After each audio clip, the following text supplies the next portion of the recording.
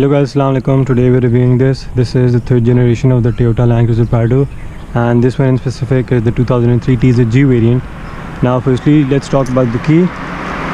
Now the key is pretty simple. You have the Toyota logo on one side, and on the other side you have a lock and unlock button. There's no button for the tailgate, so you'll have to open that manually. Now let's talk about the engine. So the engine in this car is so the TZG came with two engine options, a 3.4 liter V6 and a 4 liter V6. Now this one has a 3.4 liter V6, which is known as the 5UZFE engine, and that produces around this produces around 190 horsepower and 300 Newton meters of torque. Now let's talk about the insulation on top of the hood. There is some insulation, but I might add that it is a bit ineffective because the engine is just really loud. You can hear a lot of it even with the hood closed.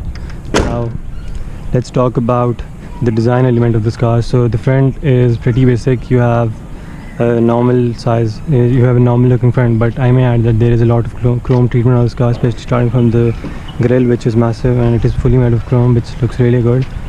Now I might add that the design of this car is aged really well because even the latest Prados are somewhat based on this design. You also get fog lamps underneath the headlights. Now let's come to the sides.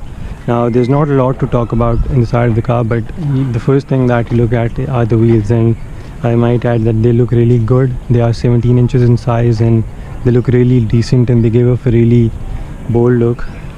On the sides you can see that the car is really long, and it is long because it is almost 4,800 millimeters long, which is massive.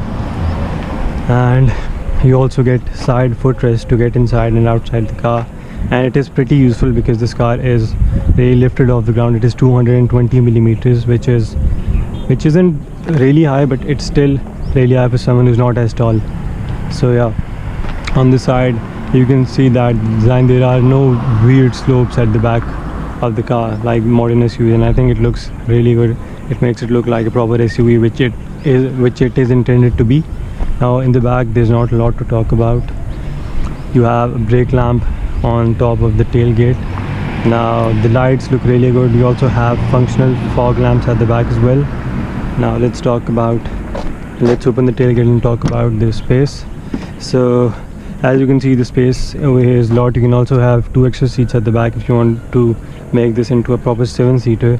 The seats can be folded so that you can use that space for the cargo, and even if the space ends up being less, you can improve it. Even though it is 620 liters, you can also fold the middle row seats to improve storage.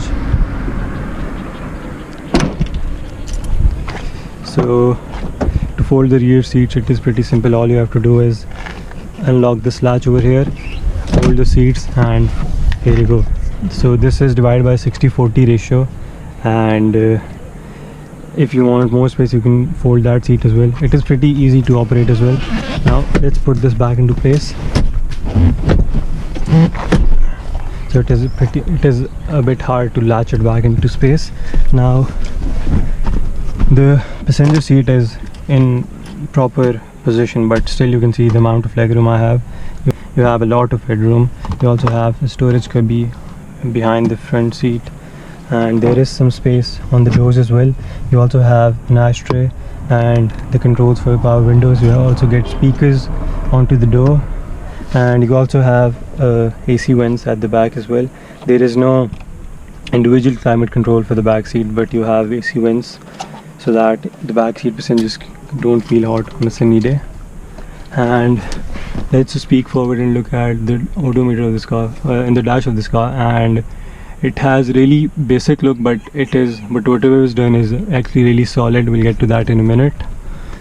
Now let me give you another walk around of the car, then we'll hop into the front seat. So here you go. You also have a fender mirror on the left side fender to help you assist in off-roading position and stuff. So yeah, to open the car it's pretty simple. All you have to do is press the unlock button on the key. Then you can see that the front two seats have electronic controls to adjust your seat. The rear seats aren't adjustable, but you can fold them to improve space in the back. And on the door you have the controls for the power windows, as well as central locking, and as well as to lock the power windows from going down. Now let's talk about the right side of the steering wheel. You have the button for the rear fog lamps, you have the button for the heated side mirrors, and you also have the button to adjust the light in the odometer. And this button is just, I don't know, because it's written Japanese, so I can't really read it. You can use this button to retract your side mirrors as well as adjust them. Now let's talk about the center of the car. The steering looks really good. The material is actually really good. It looks a bit worn out, but don't forget that this car is 18 years old, so it is acceptable. The wooden steering gives a really good feel as well. You also have cruise controls in this car.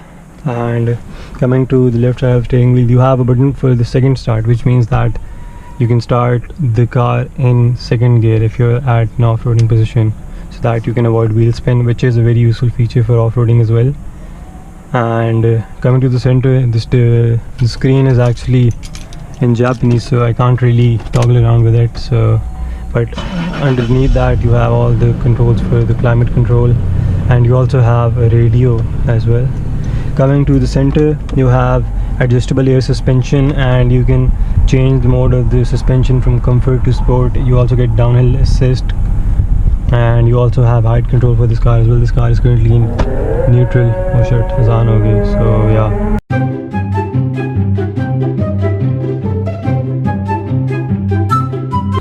Okay, so I apologize for the short azan break.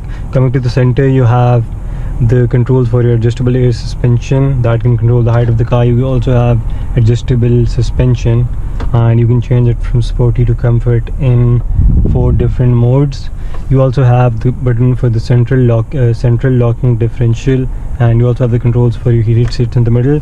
Now coming to the middle of the car, the gear is pretty simple. It's a 4-speed automatic, which is pretty decent, and it shifts really well as well.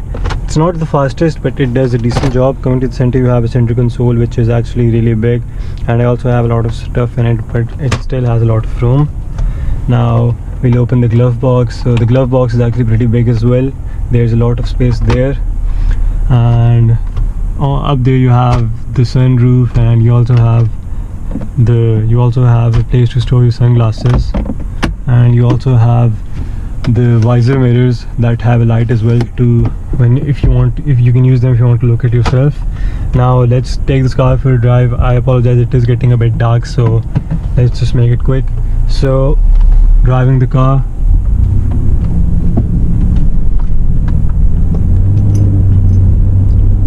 the first thing you can notice is that the steering is actually really heavy. Even though it is power steering, it is really heavy. Okay, body roll is actually not a lot, considering this is a heavy car. This weighs over 2 tons. So yeah, the body roll is there, and in the comfortable suspension you also have, it's a bit harder to keep this car stable because the suspension is just so floaty, and when you're driving this car you feel like the car is floating. And that's the point of this car, because it is supposed to be a luxury SUV, but it also doesn't, this car also doesn't compromises on performance as well. This car has actually won 3 awards in Australia and in the US, so I'm guessing that they were probably the larger engines of them cars.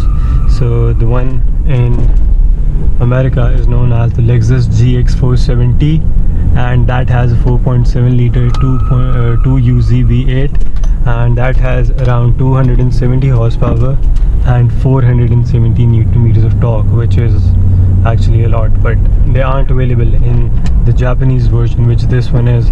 This one maxes out with the 4 liter V6, and that produces 236 horsepower and 360 newton meters of torque. Now driving the car, the suspension isn't as soft as the newer Prados and stuff, but it is still, on a straight road this car really feels like it's floating, and you can just, and if there's an elevation you can honestly feel the car just go up and down, and that actually puts the adjustable air suspension to really good use, because it makes the car feel like it's floating.